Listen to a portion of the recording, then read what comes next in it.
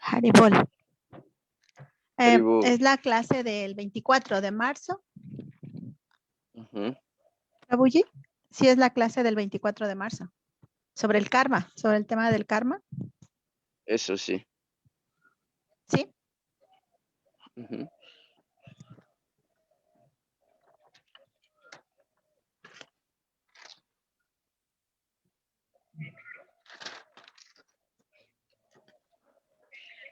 No.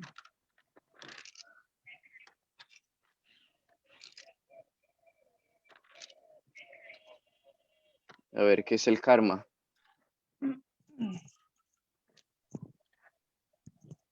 Acción, Ya. usted nos había dicho literalmente en sánscrito que significaba acción. Bueno, habíamos visto, ¿puedo participar? Sí, por favor. Sí, que era el resultado de acciones, de nuestras acciones, y que es una ley de la naturaleza que está en el plano físico. Sí explico algunos versos del Gita, como fue el 33, donde Krishna le explica a Arjuna que si pelea y muere, pues puede ganar el cielo, pero si no pelea, que su fama, va a perder su fama y la muerte pues va a ser una deshonra. En el 35, Krishna le explica desde el karma a Arjuna y es cuando le toca el ego para que él decida pelear. Y lo que le pide es que tenga determinación. Vimos también en el 42 el concepto del karma kanda, que era un deseo o proceso con el objetivo de disfrutar de los sentidos. También vimos el concepto de destino. Pues vimos que el destino es fijo, pero que sí hay acciones que se llaman akarmáticas para poder combatirlo. Y estas acciones van a generar reacciones para destruir todo lo malo que hubiera. Bueno, vimos el karma y el vikarma, que el karma genera placer. Perdona ahí la interrupción, Mateo. Sí. En realidad no hemos hablado de akarma. Y el akarma no nos ayuda a destruir las acciones karmáticas. El karma está ahí, el karma es que cada acción tiene una reacción. Entonces, si hablamos de karma y vikarma, entonces ahí continúa, por favor. Sí, bueno, en la cuestión del karma decía que pues va a generar placer y el vikarma pues genera sufrimiento. Ahí entre estos dos conceptos estaría que tuviéramos el control de los sentidos y así si no nos gratificamos pues en exceso pues no vamos a sufrir. Y pues decía que la condición que uno tiene en el verso 43 da el deseo y el karma, que es la condición de uno, la que da el deseo y el karma.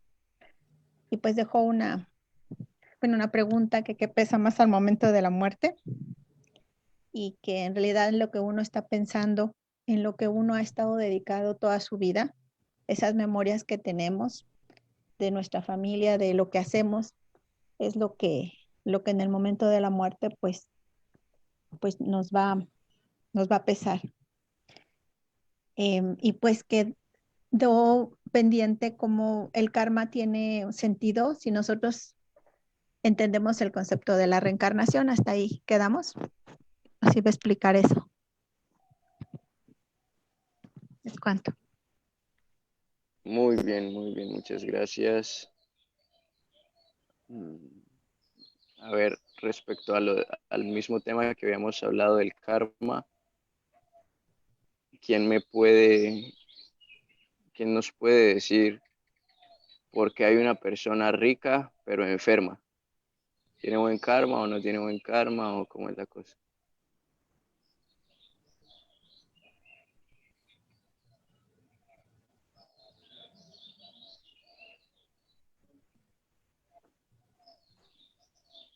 por ejemplo, un multimillonario, pero tiene No tiene buen karma, parálisis Prabhu.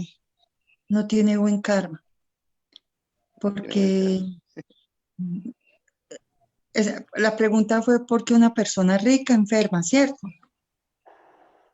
Si una persona rica es enferma, ¿tiene buen karma o no? ¿Cómo es la cosa? No, ¿Cómo se explica no eso? tiene buen karma porque sus actividades y sus ocupaciones tienen una reacción de algo que ha pasado en su vida, acciones malas o buenas. Entonces, ese mantener sus sentidos fijos en esas acciones ha hecho que su cuerpo físico se enferme. Pero por el otro lado tiene riqueza, lo atienden, puede ir a donde quiera, Sí, pero esas le riquezas dan lo vienen que quiera. de un estado de fijación de una ocupación de satisfacer los sentidos.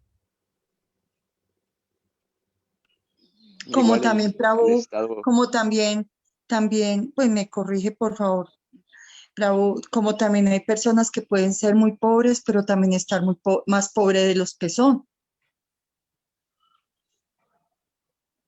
No es, pues como así pienso. Hay personas que no tienen dinero, una situación económica estable, pero están muy pobres, más pobres de lo que son. Así, yo a veces me he dado cuenta de eso.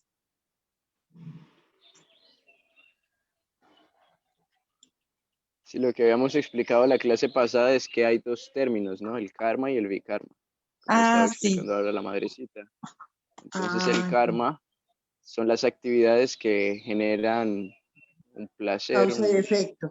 disfrute, y entonces una persona que es rica, pero que está en un estado de, digamos, de enfermedad, quiere decir que tiene tanto karma, un alto karma, o sea, si tiene dinero es porque tiene karma, ¿no? Tiene buen karma. Pero si está en un estado de sufrimiento es porque también tiene vikarma. Entonces, vemos como el karma y el vikarma son en realidad independientes el uno del otro, pero son siempre estados temporales. ¿Por qué decimos estados temporales? Porque eh, nadie va a estar enfermo para siempre, ni nadie va a ser rico para siempre. Entonces, por eso es también karmático. Sí, Mario, por favor. Buenas noches, Prabhu. Buenas noches, hermanos. Buenas Halvor con noches. todos. Abel, ¿cómo estás, mi hermano? Qué gusto de entrar a los tiempos aquí. Me parece bastante curioso sobre esto del karma, que en algún momento estuve leyendo ciertos pasajes, pero no entraríamos tal vez en una fase de juzgamiento hacia lo que nosotros vemos, porque bueno, determinadamente nosotros siempre creo que utilizamos el libre albedrío para decidir sobre lo que queremos hacer, pero si lo vemos con otros ojos hacia otra dirección, es decir, hacia otro hermano, hacia otra persona, estamos de alguna forma juzgando su accionar. Y bueno, en lo personal creo que eso no nos correspondería hacer, o no sé si eso tiene algo que nos puede afectar junto al karma o al vikarma. Esa es mi apreciación, Prabhu.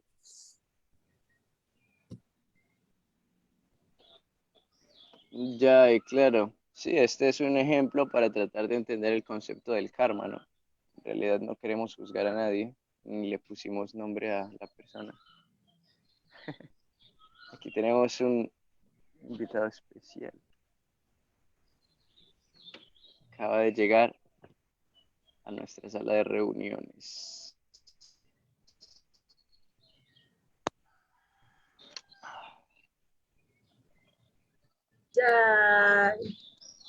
Reverencias, Gurudeva. Reverencia. Jai Gurudeva, Jai Gurudeva, Jai Jai Gurudeva. ¿Yo puedo hablar por este Jai micrófono? Reverencias, Gurudeva. Porque tengo los Maharaj ki audífonos. jai. Ajo.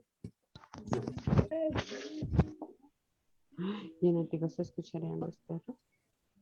Ahora estamos recapitulando la clase de la semana pasada, que es el karma, que hoy vamos a entrar en el concepto del alma. Estamos estudiando el Bhagavad Gita.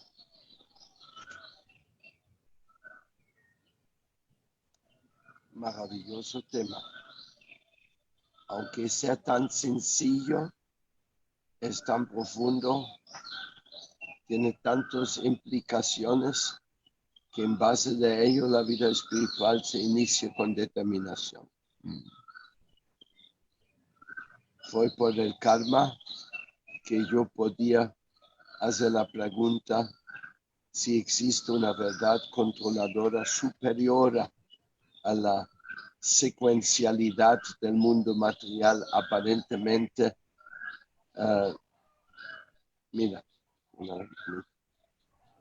aparentemente ilógica y contradictoria. Pero justamente por considerar la justicia infalible de la ley de karma, toda la vida en este orden, las observaciones de la actuación de la materia, todas las frecuencias, los descubrimientos de la física cuántica, de los desarrollos de la división de los átomos, división de las células, código genético. Lo puedes aplicar miles de ejemplos de diferentes ciencias, física, química, biología, microbiología, nanotecnología. En todos lados se vean secuenciales que son todos calculables, o por decirlo así, no son accidentales. Entonces, con tanta perfección en la manifestación externa, ¿cómo no puede haber perfección en el concepto de la existencia fundamental? Ese es el desarrollo de la conciencia, o la existencia de la conciencia, la existencia de la individualidad. Entonces, por eso el karma es prácticamente la única respuesta lógica que nos permite aceptar el Señor Supremo en su maravillosa forma y control presente, omnipresente. Y ahí viene la cosa más importante. El karma es nuestro bien queriente. El karma es nuestro educador. Por eso también es preocupado por nuestro bien. Bueno, eso es lo que se me ocurre decir así como espontáneo, cayendo en esta reunión de sorpresa. Super, Guru Maharaj. Muchas gracias. Y después del karma vino la... Vamos a explicar el alma para explicar la reencarnación. Bueno, sí, esos son inseparables. Esos dos conceptos o tres conceptos. Y el alma es la individualidad, es la conciencia, es la potencial devoción o la potencial avidya. Cuando se ignoran las existencias espirituales, uno se ve encubierto por avidya y comienza a actuar como si no habrá ni ley ni orden en toda la creación. Entonces, es en la Universidad Sol, Universalidad Sol. Esa es tu conferencia. Maravilloso, le felicito mucho. Queridos devotos, voy a seguir cantando mis yapas. Jai Guru Maharaj, reverencia. Jai. Gracias. Haribol, Jai muchas Gurudeva. gracias. Radhe, Gracias por esta Haribol. misericordia. Ay, mi reverencia. Ay, maestro amado. Radhe. Radhe, radhe. Radhe, radhe.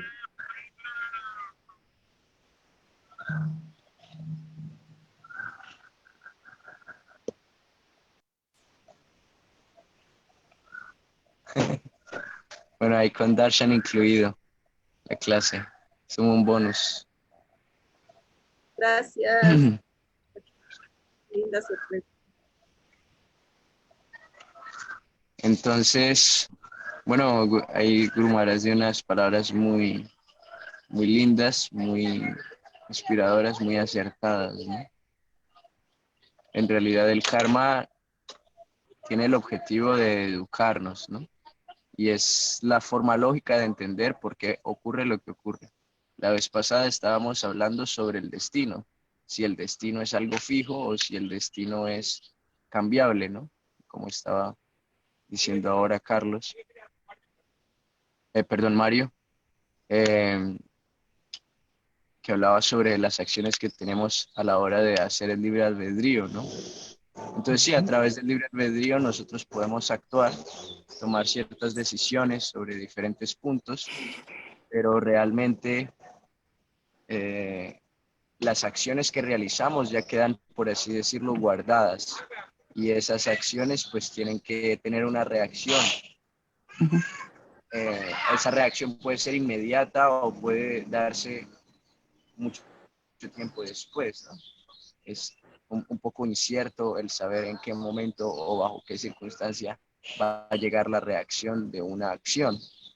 Sin embargo, y como decía Guru Maharaj, esto está también explicado en la física cuántica, por ejemplo, en el efecto mariposa. El efecto mariposa es un dato que la ciencia moderna acepta. Es que el aleteo de una mariposa que haya en el bosque de la Amazonía va de alguna manera a influir si el meteorito que va a caer en Marte cae o no cae, ¿no? Entonces, es también un conocimiento ancestral. Los pueblos indígenas explican que el mundo es un tejido. Cada hilo, si ustedes ven una tela, un solo hilo está tocando todos los demás hilos de esa tela, ¿no? Por eso también ellos se la pasan tejiendo y bajo ese tejer realizan su meditación, porque todo está conectado. De alguna manera todo está conectando las diferentes cosas. Y si un solo hilo falta, pues esa tela ya no es como es, ¿no? De la misma manera, cada uno de nosotros se encuentra en el momento presente debido a las diferentes circunstancias que ha tenido que vivir eh, en el pasado. Y si no hubiesen ocurrido esas cosas, no seríamos las personas que somos. Entonces, si yo agradezco mi existencia y agradezco el estar aquí, tengo que también agradecer lo que me haya pasado, tanto lo bueno, entre comillas, como lo malo. Entonces, eh, y también las acciones presentes que van a generar reacciones futuras van a irnos ayudando a progresar y a definir quiénes seremos, ¿no? Entonces, cuando uno va generando acciones, las reacciones se van acumulando y eso es el destino que uno se va formando. Entonces, nosotros vamos formando nuestro propio destino, pero hay un destino, ¿sí? Y eso se explica a través del karma. Y como dice Guru Maharaj, es la única explicación lógica. Entonces, cuando vamos a hablar, eh, el karma es educativo y el karma en realidad no está dependiente de que me pasó algo malo o me pasó algo bueno. Karma y vikarma, en realidad, eso está definido es por la percepción que yo tengo de lo que ocurre. Por ejemplo, alguien quiere salir a la calle y empieza a llover, entonces puede decir, es mi vikarma, ¿no? Por mi mal karma ahora está lloviendo. Pero si en realidad la persona disfruta de la lluvia, puede decir, en realidad estoy disfrutando de la lluvia, entonces sería como un buen karma, ¿no? Y eso es lo que explica Krishna en los versos que ya vimos sobre el control de los sentidos. Y por eso dice Krishna, aquella persona que no se perturba ante la felicidad ni la aflicción, sino que permanece estable en medio de ambas, es sin duda merecedora de la liberación. O sea, una persona que tiene la mente estable, que ha aprendido a controlar los sentidos, que no se deja llevar por la aflicción y la alegría de manera descontrolada, pues es una persona que con esa mente estable está liberada del karma y del vikarma, porque para esa persona es lo mismo, tanto el disfrute como la aflicción. Entonces vemos como hay una relación incluso en los conceptos y las explicaciones que va dando Krishna. Ese también es el proceso del yoga.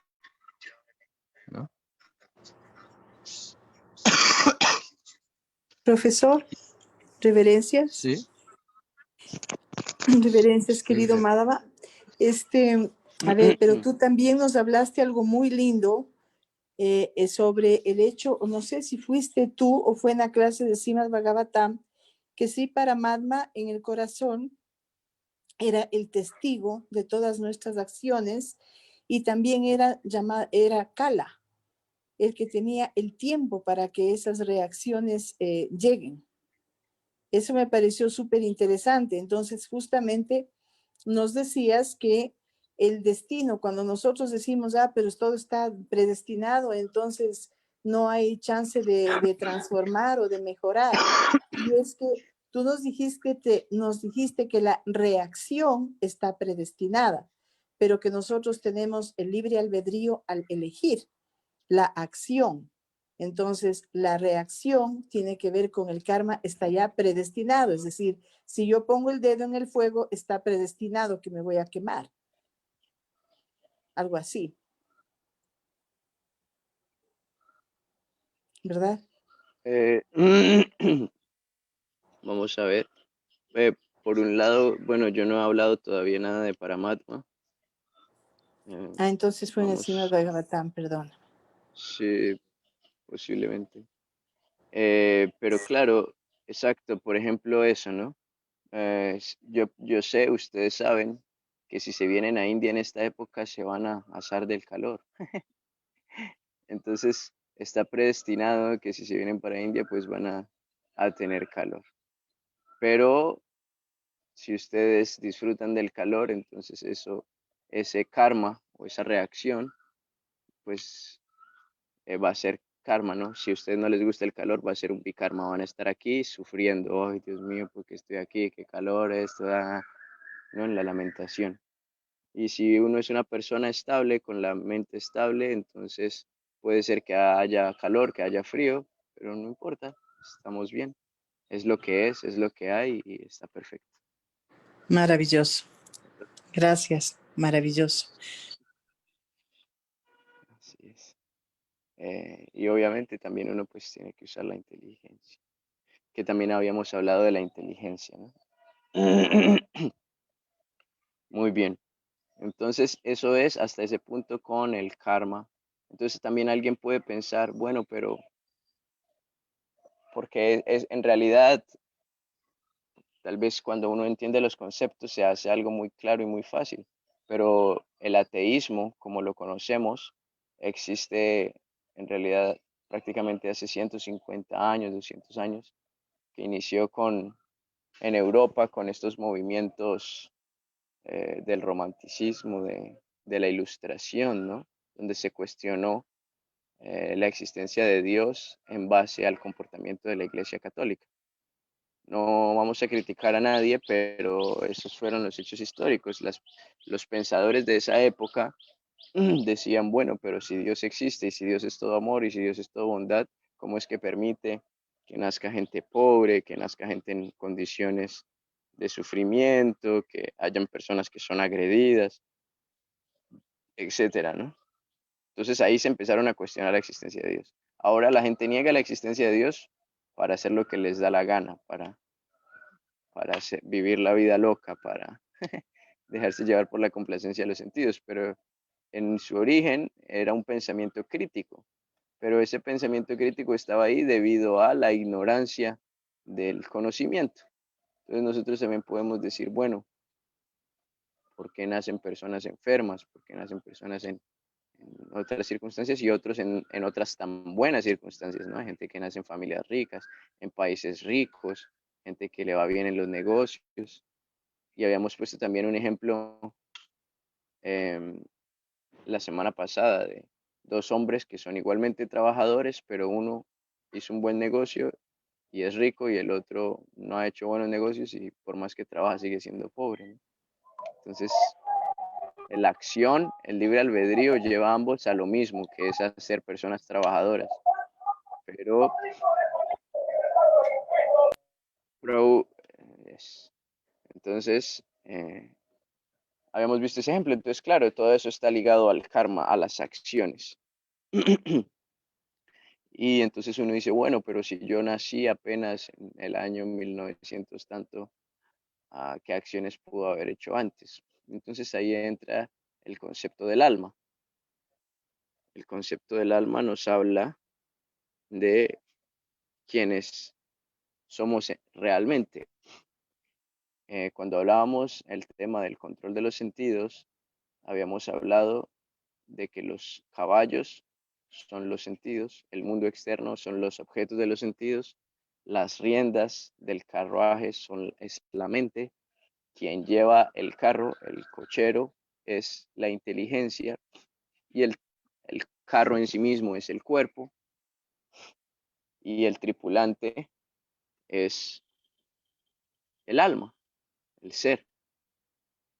¿Mm? Y entonces, ¿qué vamos a decir respecto al alma? ¿Qué podemos decir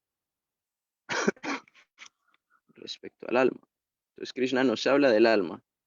Vamos a leer el capítulo 2, verso 23. Dice, el alma nunca puede cortarla en pedazos ningún arma, ni puede el fuego quemarla, ni el agua humedecerla, ni el viento marchitarla. O sea, no debemos tener miedo porque el alma es indestructible.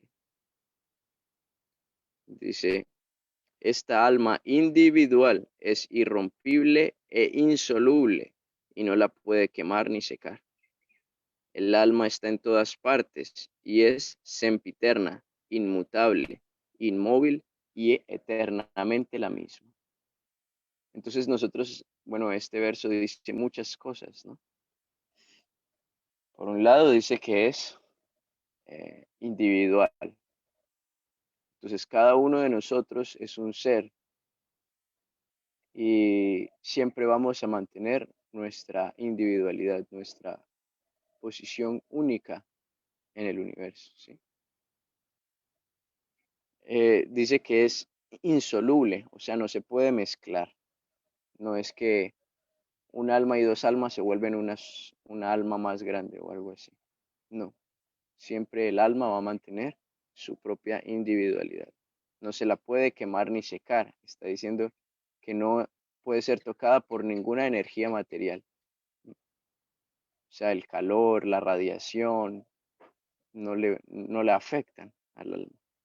Entonces ahí justo está hablando de que el alma no es material, porque cualquier cosa material se ve afectado por las condiciones materiales, pero aquello que no es material no se ve afectado por las condiciones materiales.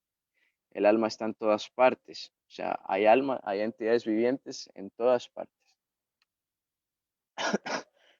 Y por ejemplo, en nuestro cuerpo, el alma se siente en todo el cuerpo, porque el síntoma del alma es la conciencia, y si a ti te tocan un pie, tú sientes. Si te tocan la cabeza, lo sientes. Si te tocan una oreja, lo sientes, ¿no?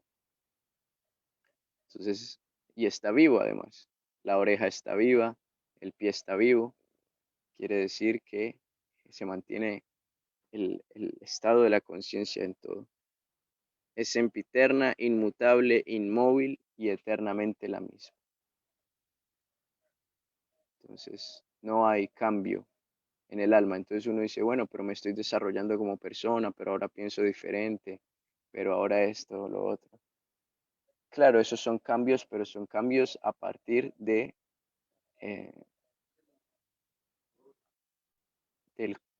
la identificación falsa con el cuerpo. En realidad, cuando estamos estudiando el Bhagavad Gita, cuando estamos estudiando todo este conocimiento, no estamos tratando de aprender, estamos tratando de recordar. ¿Mm?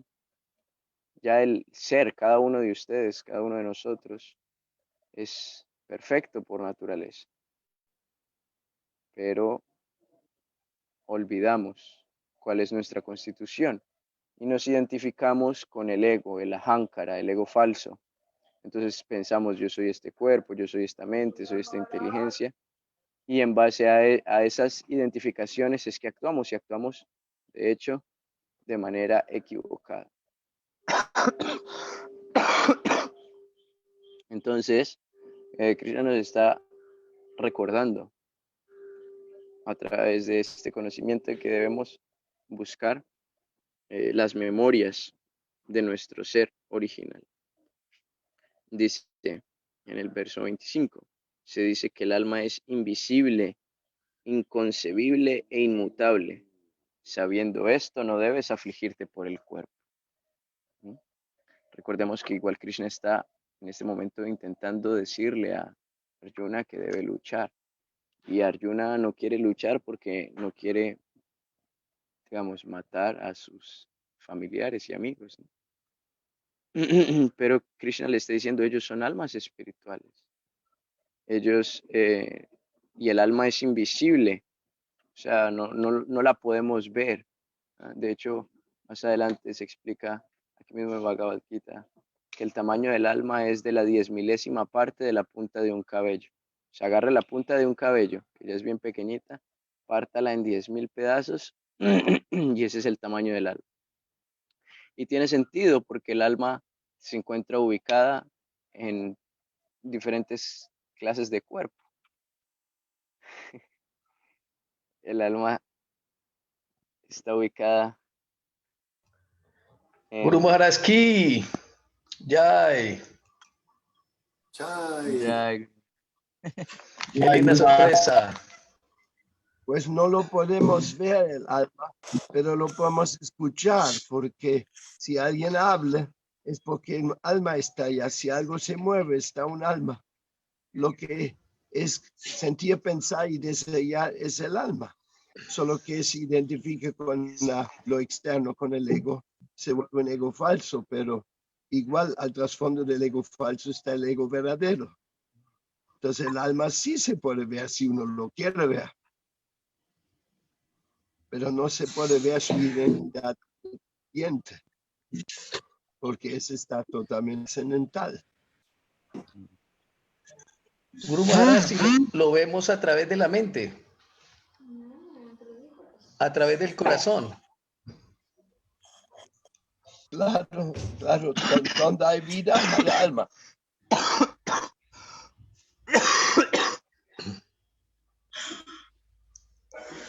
Jai, Haribol. Confirmado.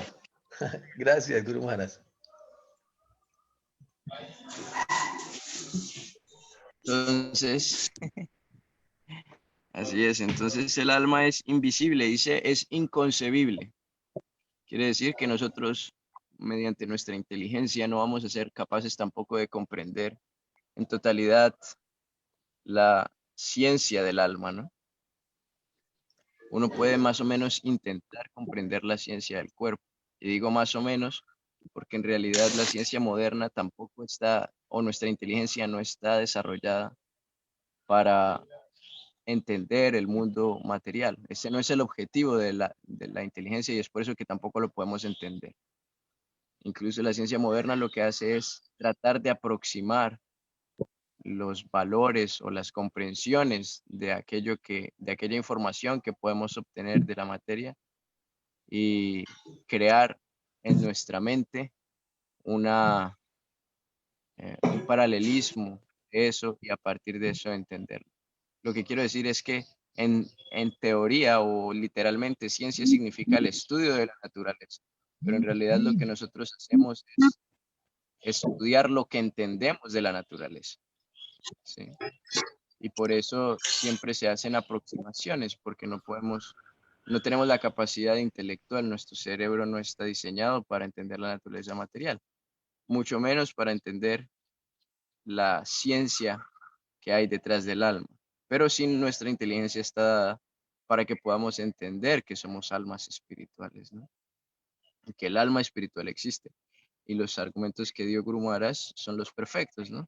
El alma es esa conciencia que nos permite relacionarnos con el entorno y relacionarnos entre nosotros mismos.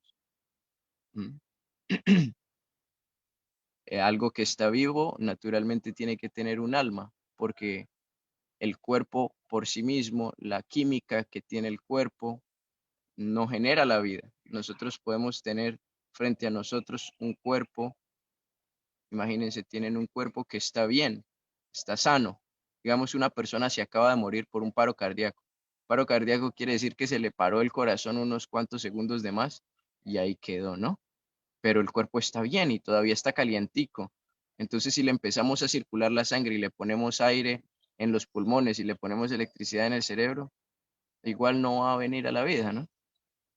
Porque ya el alma no está ahí. Entonces no es una condición material, no es una cuestión material.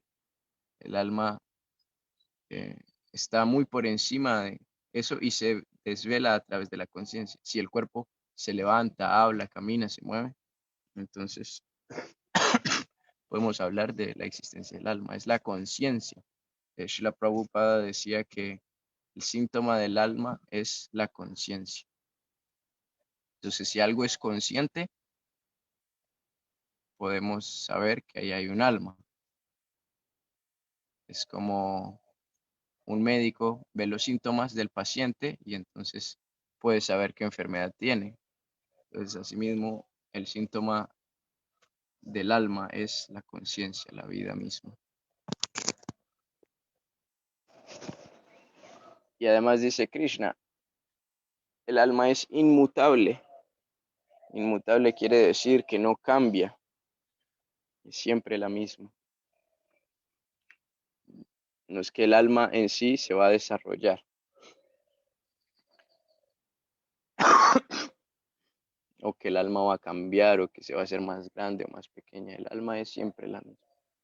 Y hablábamos del tamaño como una característica importante debido a que un alma del tamaño en la que se explica en los Vedas es tan pequeña que puede estar en el cuerpo de un elefante, como en el cuerpo de una hormiga, como en el cuerpo de un microbio, ¿no? Una célula. Las células son seres vivos también. Nuestro cuerpo está lleno de eso. Entonces nosotros vivimos en un planeta, en la madre tierra, en este planeta Tierra. Pero nuestro propio cuerpo es un planeta también para otras entidades vivientes que habitan dentro de nuestro propio cuerpo. Nosotros también tenemos responsabilidad con esas entidades vivientes. ¿Mm?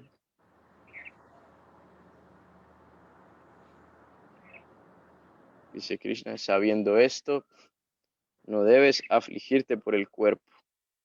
En el verso 26 dice, sin embargo, si crees que el alma o el conjunto de las señales de vida nace siempre y muere siempre, aún así no tienes por qué lamentarte.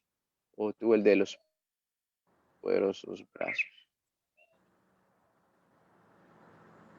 Porque ahí lo que le está diciendo Krishna Arjuna, bueno, esto sería más bien un poco el tema del karma, es si piensas que el alma nace y muere, no tienes por qué lamentarte porque siempre nace y siempre muere. O sea, todo el mundo nace y todo el mundo muere. O sea, tus familiares, los mates ahora o no, igual se van a morir. Está explicando la naturaleza. Muy bien. En el verso 29 dice Krishna, algunos consideran que el alma es asombrosa, otros la describen como asombrosa y otros más oyen hablar de ella como algo asombroso, mientras que hay otro, incluso después de oír hablar de ella, no logran comprenderla en absoluto. Entonces, el alma en sí es, hablar del concepto del alma es algo asombroso, ¿no? Es increíble pensar que una partícula tan pequeña pueda darle vida a un cuerpo tan grande como el de una ballena, ¿no? Y que no cambie y que no pueda ser afectada por el fuego, por el agua, por el viento.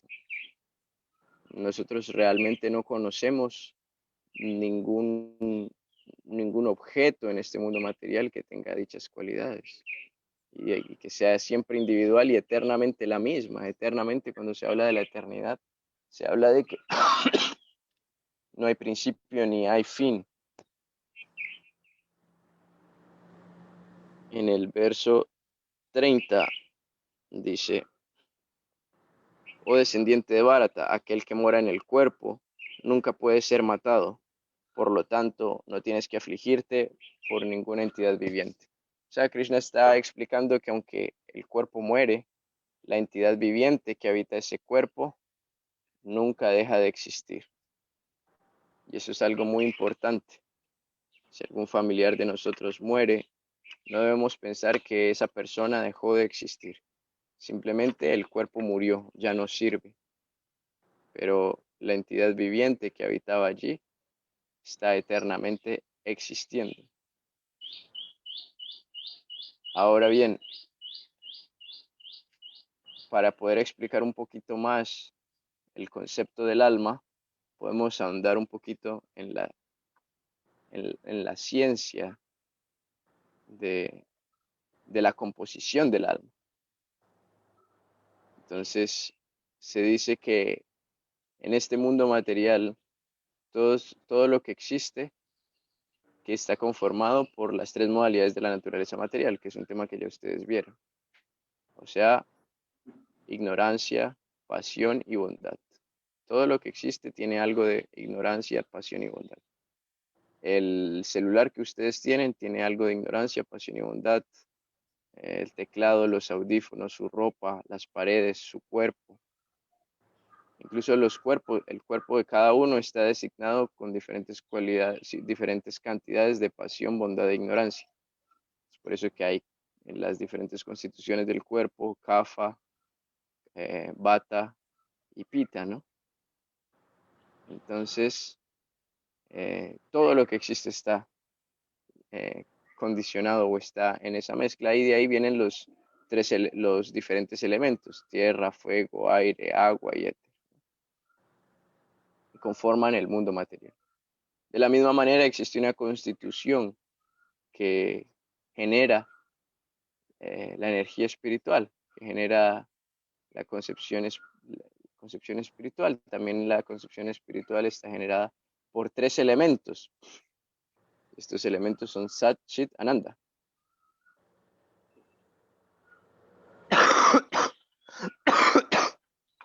Y para explicar esto de manera más práctica, entonces yo les voy a hacer una primera pregunta. Traten de imaginar algo que no existe. Tienen unos cuantos segundos para imaginar algo que no existe.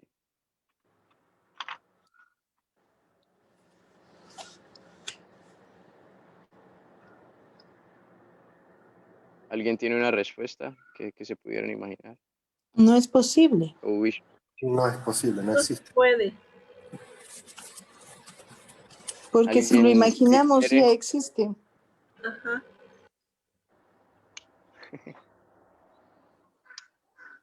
¿Qué dice el Pro Vishnupada?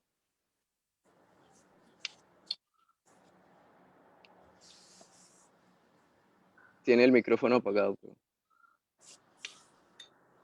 Mis reverencias, Prabhus Panchakal. Pienso que si yo digo la nada, pero esa nada ya tiene un espacio, entonces es algo que no existe.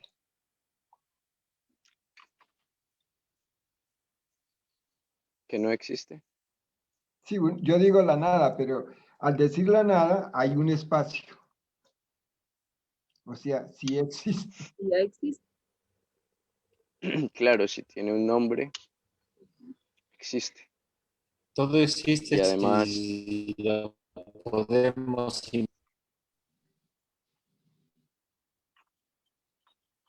claro, ¿no?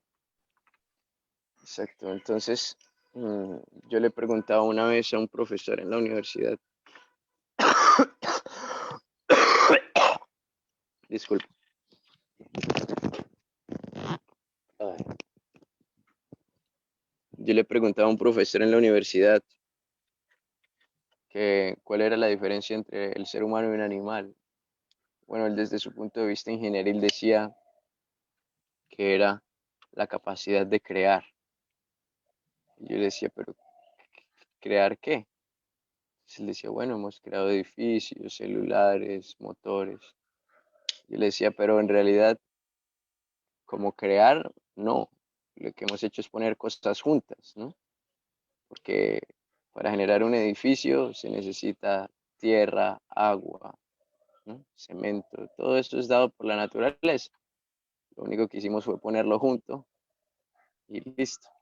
Igual un celular. Un celular necesita silicio, cobre, plástico. Lo único que hemos hecho es ponerlo junto de una manera determinada, pero en realidad crear, no hemos creado nada.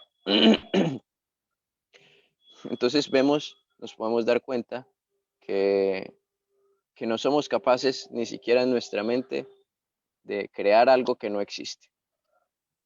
Alguien me decía por ahí, bueno, los unicornios no existen, pero bueno, sí existen en los cuentos, existen en las películas, y existe el caballo y existe el cuerno, y lo que hiciste fue ponerlo junto, ¿no?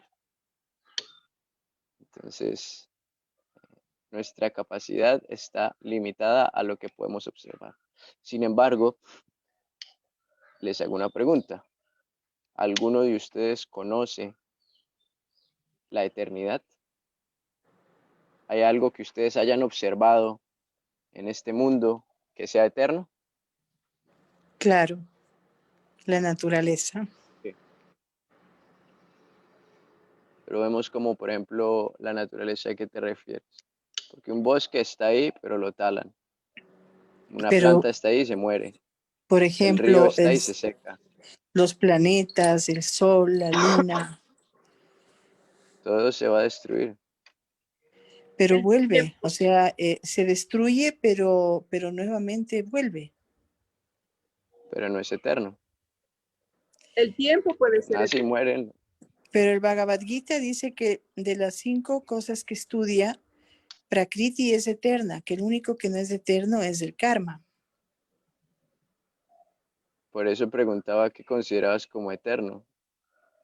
Porque si uno ve la Prakriti, naturaleza como el todo, entonces sí es eterna. Pero si uno habla de un bosque, del sol, de claro, algo que uno pueda ver, no vemos claro, la claro. eternidad ahí. Prakriti, digamos, la naturaleza material, digamos, es eterna. Como un todo, ¿no? Ujú. Como ni siquiera el universo es eterno, ¿no?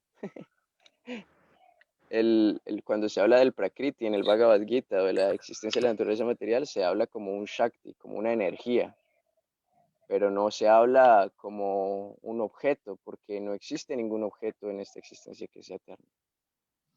Está el universo, los mismos científicos han dicho, el universo ahorita está en expansión, después va a entrar en un estado de retracción y va a desaparecer todo. Y otra vez sí, ellos mismos dicen, va a volver a empezar. Otro Big Bang va a ocurrir, si es que la teoría del Big Bang es, ¿no? Pero es simple, todo se destruye. Sí, Mario. No sé, tal vez me pueda equivocar, pero el tiempo y el alma pueden ser tal vez dos elementos totalmente eternos. El tiempo construye y destruye al mismo tiempo y con ese mismo reflujo nuevamente volvemos a reencarnar en nuevas vidas, quizá dándole cierta vida a la rueda del samsara.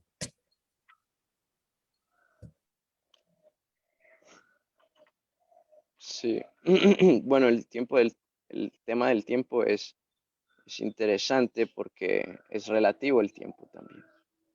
Por ejemplo, nosotros podemos vivir que 80, 100 años y nos va bien, ¿no? Pero una hormiga vive 2 semanas y hay mariposas que viven un día. Y en un día una mariposa hace lo que nosotros hacemos en 80, 100 años. Y el señor Brahma vive 100 años de Brahma, son cualquier miles de años, billones de años de nuestra existencia. ¿Sí? Entonces, eh, el concepto del tiempo es relativo y el tiempo que aplica en el Prakriti no aplica igual en el Nirvana o en el Vaikunta, ¿no? Es muy diferente. De hecho, en un plano absoluto el tiempo no existe.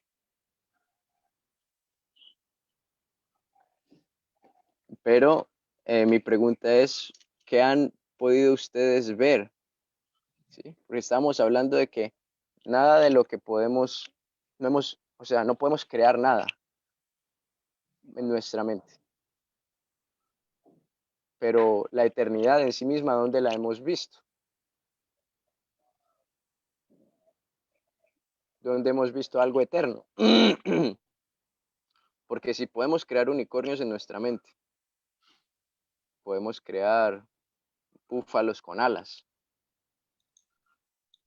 podemos ver, yo qué sé, ¿no? Pero la eternidad no la hemos visto, no la conocemos directamente, ¿no?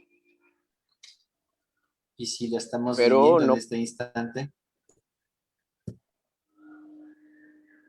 claro, se puede también ver de esa manera, pero eso es ya una cuestión más intelectualizada, ¿no? Está bien, no estoy diciendo que no, pero lo que me refiero es que nosotros no tenemos la capacidad de crear algo que no existe y aún así tenemos afianzado a nuestro ser un concepto como la eternidad.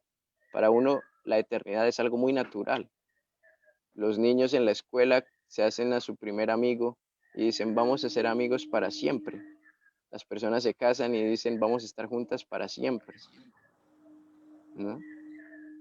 Pero ese siempre, ¿dónde está? Si uno lo que ve es que los niños se separan después de la primaria, uno se da cuenta que las parejas se pelean, muchos se divorcian, se muere, incluso si les va bien y están juntos, igual alguno de los dos se muere. ¿Dónde está ese para siempre? ¿Dónde está ese eterno, no? El concepto de la eternidad es muy natural en nosotros, pero en la vida real no se ve.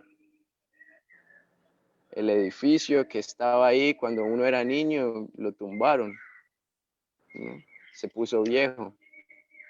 La montaña, todo es temporal, todo se acaba.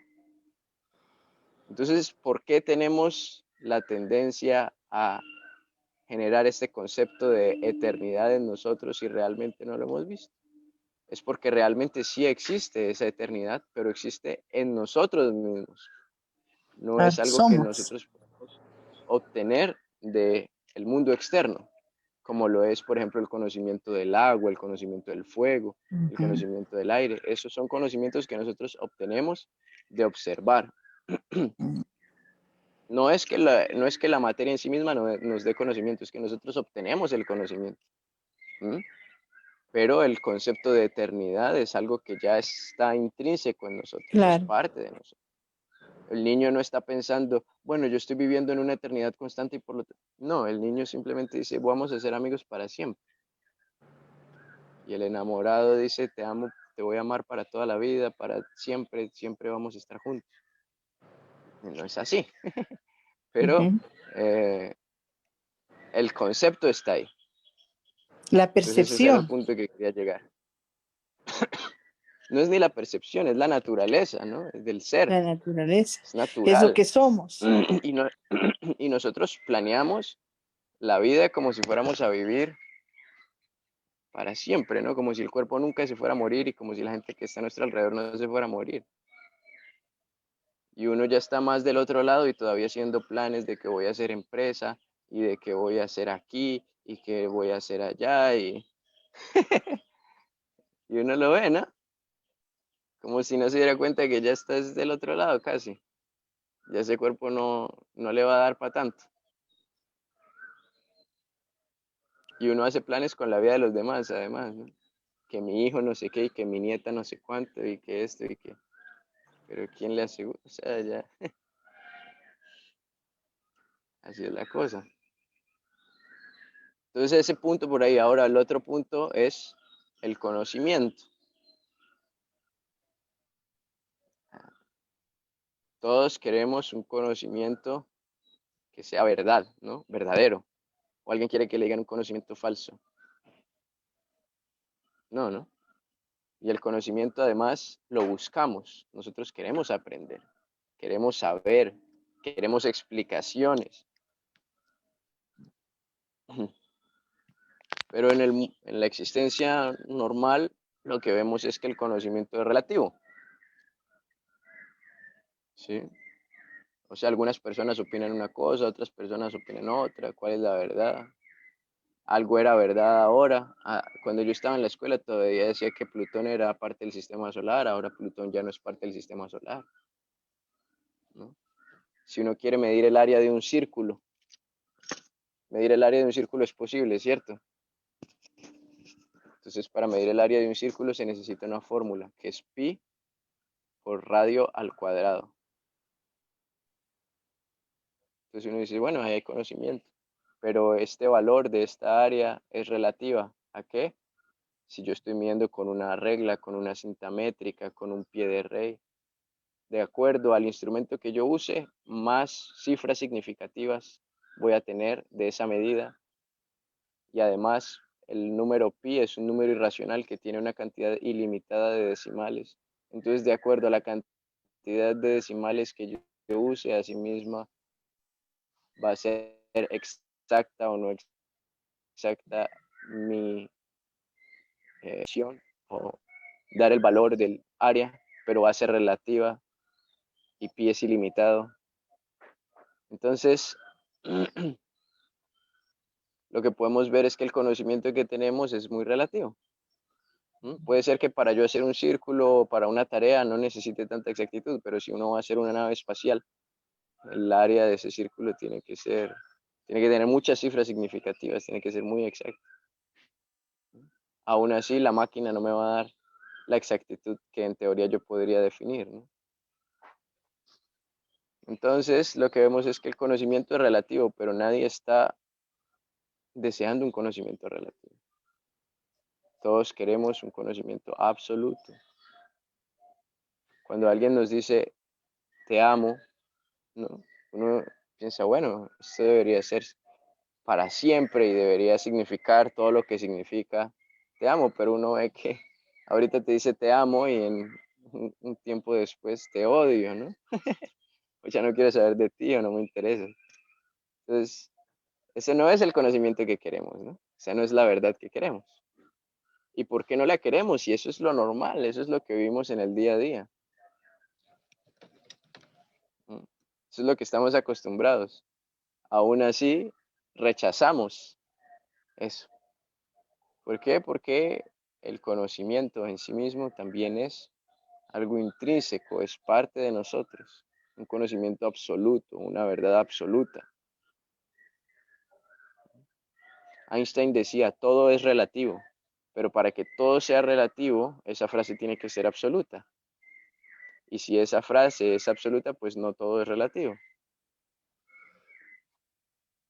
Y si esa frase es relativa también, quiere decir que puede ser que no sea así y que haya algo absoluto también. O sea, hasta a través del mismo intelecto nos damos cuenta que aquello que es absoluto tiene que existir. No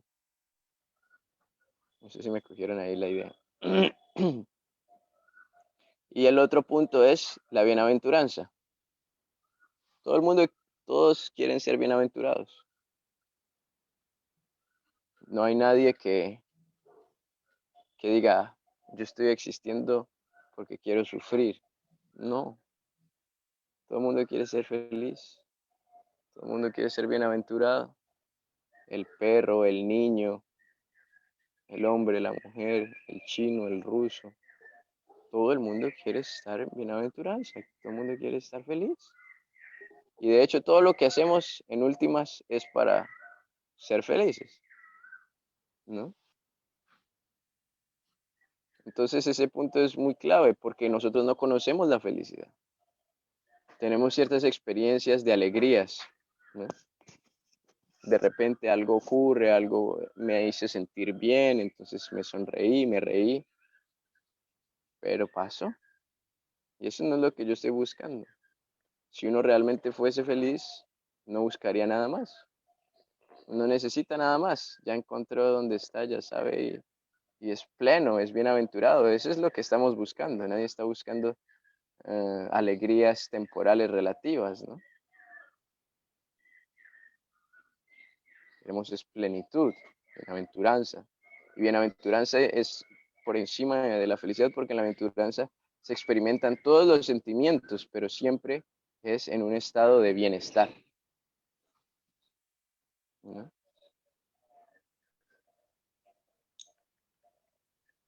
Entonces, vemos ese otro concepto muy interesante. No conocemos la felicidad. Aún así, nuestro objetivo en la vida es ser felices. no hemos visto a nadie que sea verdaderamente feliz. Y aún así, ese es el objetivo de nuestra vida. Qué cosa, ¿no?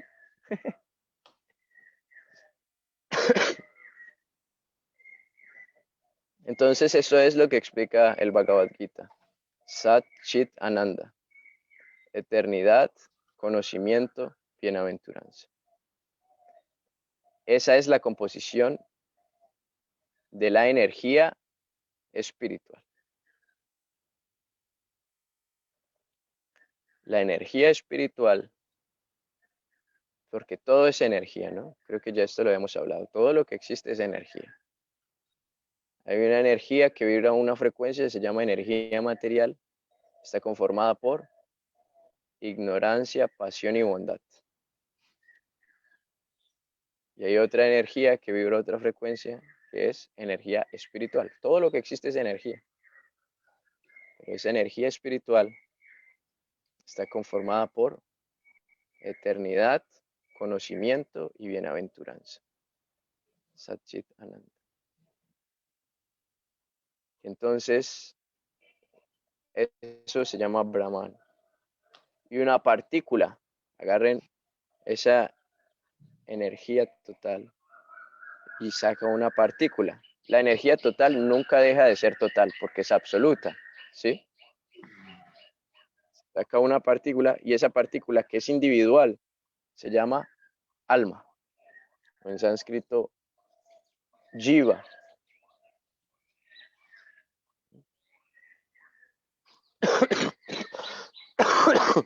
En realidad, esa energía espiritual se llama Atman.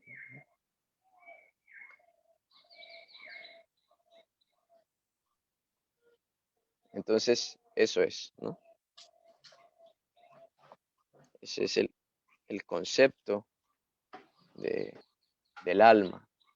Entonces, esa alma, que es energía espiritual, que es eterna, llena de conocimiento y bienaventuranza, en su composición, es la que es eterna. Esa es la primera característica, es eterna. Entonces, como el cuerpo es temporal, el cuerpo dura, si le va bien, a unos 80, 100 años. Entonces, a veces el cuerpo hay que cambiarlo. Y entonces el alma que está ahí, que es eterna, pues acepta un nuevo cuerpo.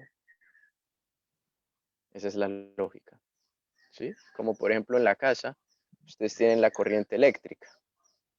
Tienen una batería, la corriente eléctrica. Esa corriente es eterna.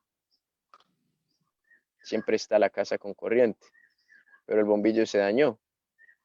Mucho tiempo, muy viejo. Lo rompieron. Se saca y se pone otro y la luz sigue ahí. La vida sigue ahí. La conciencia sigue ahí. Y eso es lo que explica Krishna.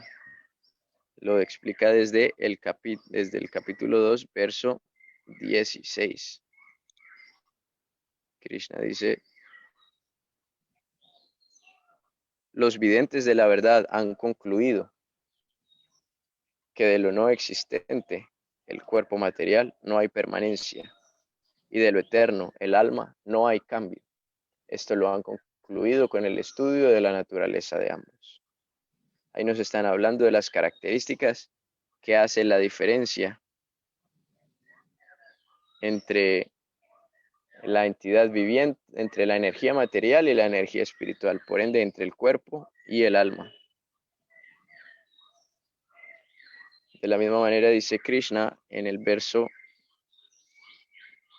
12, capítulo 2, dice Arjuna: no hubo un tiempo jamás en el que yo no existiese, ni tú, ni todos estos reyes, y en el futuro ninguno de nosotros dejará de existir. Y Krishna está hablando del alma. El alma es eterna. Y el alma está hablando de la reencarnación. Ese es el tema de la reencarnación. El alma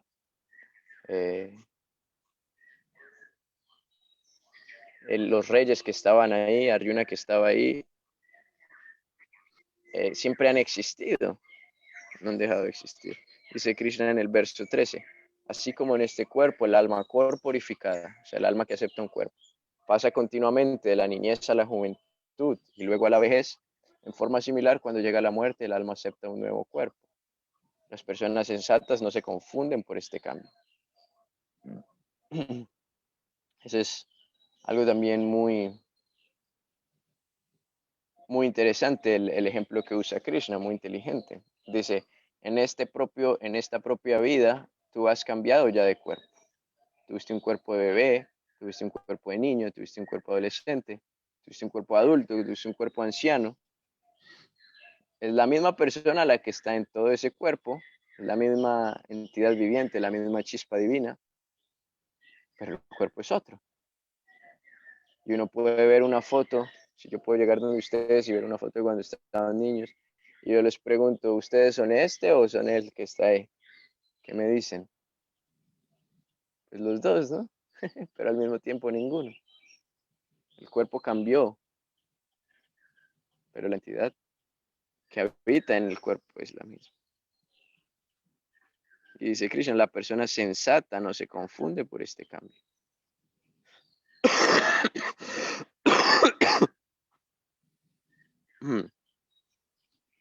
Dice Krishna en el verso 16, perdón, en el verso 17. Sabed que aquello que se difunde por todo el cuerpo es indestructible. Nadie puede destruir el alma imperecedera. El alma es eterna. El alma, esa es una de sus características. Y aunque Krishna lo está diciendo acá de una manera autoritativa, nosotros también llegamos a la conclusión a partir de la lógica.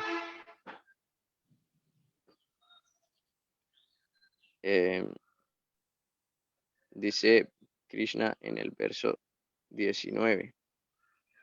Tanto el que cree que la entidad viviente es la que mata, como el que cree que es matada, carece de conocimiento, pues el ser ni mata ni es matado.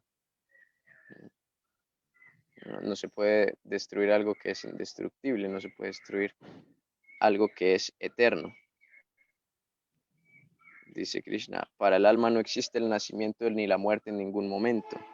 Ella no ha llegado a ser, no llega a ser y no llegará a ser. El alma es innaciente, eterna, permanente y primordial. No se la mata cuando se mata el cuerpo. Entonces nuevamente sigue insistiendo Krishna en el concepto de la eternidad del alma, de la conciencia. O parta, una persona que sabe que el alma es indestructible, eterna, innaciente e inmutable, ¿cómo puede matar a alguien o hacer que alguien mate? O sea, lo que Krishna le está diciendo a Arjuna en este caso es, en realidad, ellos nunca van a dejar de existir. Por más que su cuerpo desfallezca, ellos no van a dejar de existir. Dice Krishna también, así como una persona se quita ropas viejas y acepta ropas nuevas, desechando las viejas e inservibles, de la misma manera, en el momento de la muerte, el alma acepta un nuevo cuerpo. Cuando el cuerpo ya no existe, ya no sirve, así como la ropa, si la ropa está vieja, está sucia, está manchada, está rota, pues toca cambiarla, ¿no? De la misma manera, cuando el cuerpo ya está viejo, ya no funciona bien, pues se cambia. Y entonces, ¿por cuál cuerpo se va a cambiar? Entonces ahí volvemos al tema del karma. Se va a cambiar de acuerdo a mis deseos y a mis acciones pasadas.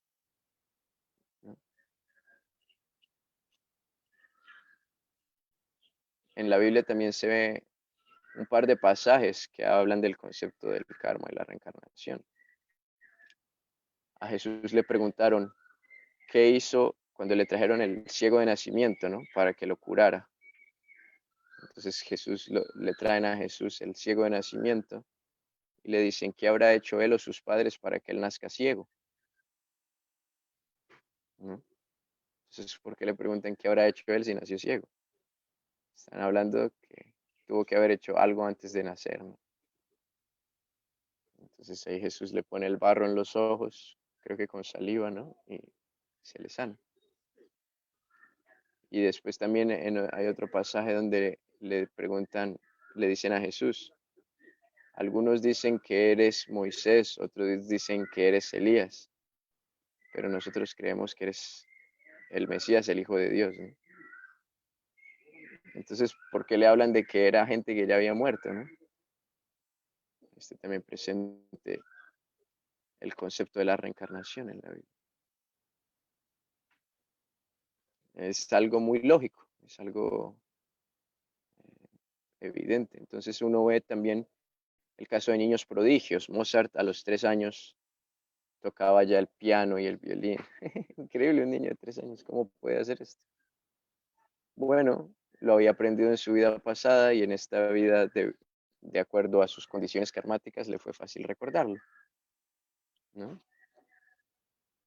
De asimismo, nosotros en nuestra personalidad acarreamos diferentes actitudes, habilidades, capacidades que traemos de vidas pasadas. Entonces, algunos de ustedes pueden tener más facilidad para la danza, otros para las manualidades, otros para hablar, otros para diferentes cosas. Y todo esto va a ser de acuerdo a sus acciones previas, a sus conocimientos previos que tengan en las diferentes memorias, ¿no? Incluso la atracción a la vida espiritual o la atracción al disfrute material también pueden venir de acuerdo a esas acciones, a esas memorias. Porque la ciencia lo que ha intentado decir es que eso se da a nivel biológico por el tipo de educación que ha tenido y no sé qué. Pero uno puede ver el caso de gemelos, ¿no? 2 niños o 2 niñas que nacen igualitos, tienen los mismos papás, tienen el mismo cuerpo, tienen la misma genética, pero son personas muy distintas, sus personalidades son muy distintas. ¿Por qué? Porque son personas distintas. Sí, señor.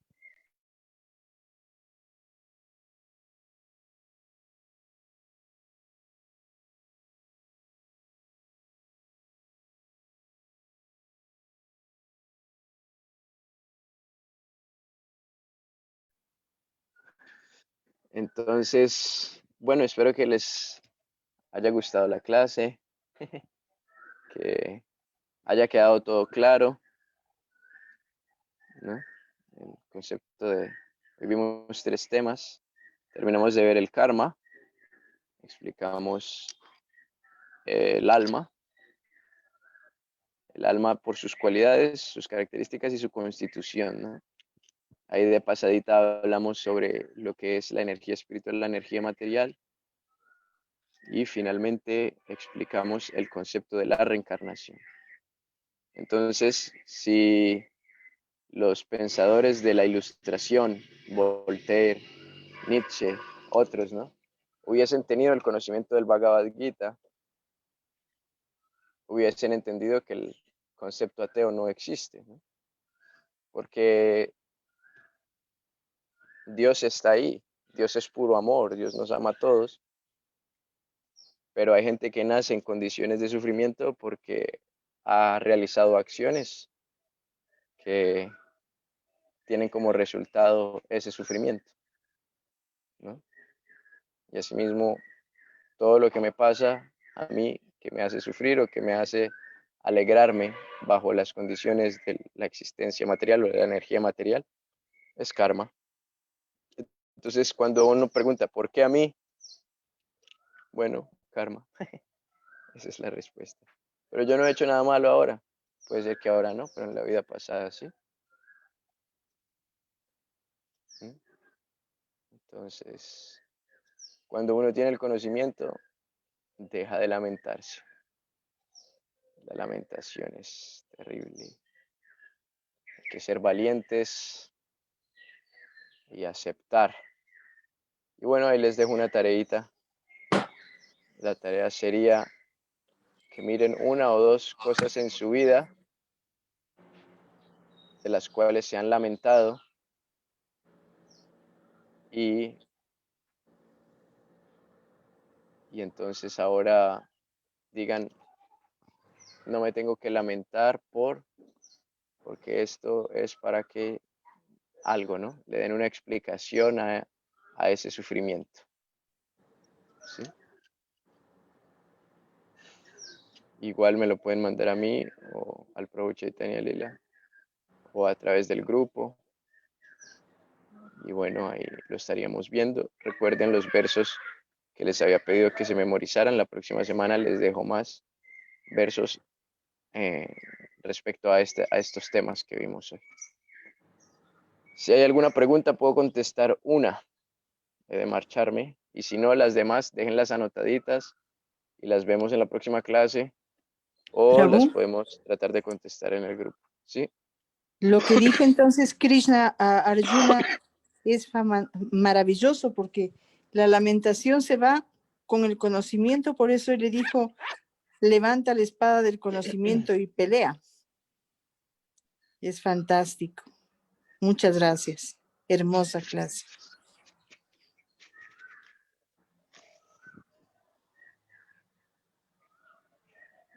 No hay preguntas. Entonces, estén muy bien. Muchas gracias. Muchas gracias. Feliz Preciosa noche. Que clase. descansen. Prabhu, muchas gracias. Gracias. Ya, reverencias. Ay, Hare Krishna, gracias.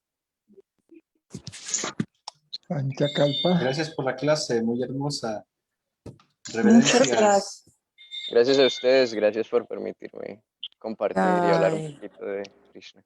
Radhe, Radhe, muchas Radhe. gracias, Radhe Ya, Radhe. Prabhu, nos hermanos. vemos el próximo martes. Gracias. Hare Krishna, Hare Bol, Hare Krishna. Igual. Gracias, Bravo. Haribo.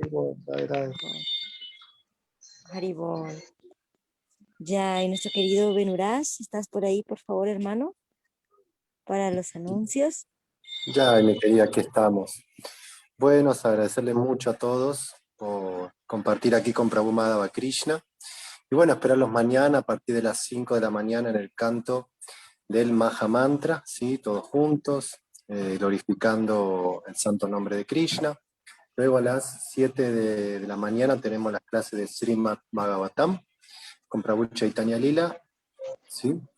En el liderazgo espiritual. Y a la nochecita, a las 7 de la tarde, vamos a tener también a Prabhu Chaitanya Lila con las clases de Srimad Bhagavad Gita, ¿sí? Así que no se lo pierdan para continuar con el estudio de esta hermosa obra literaria. Eso sería todo por hoy, mi querida madre Puspanjali. Ya, Prabhu, muchas gracias. Así que bueno, nos despedimos. Linda noche para todos, reverencias. Y nos encontramos mañana en el canto de las Maharon. Ya, Haribol. Radhe, Radhe. Buenas noches.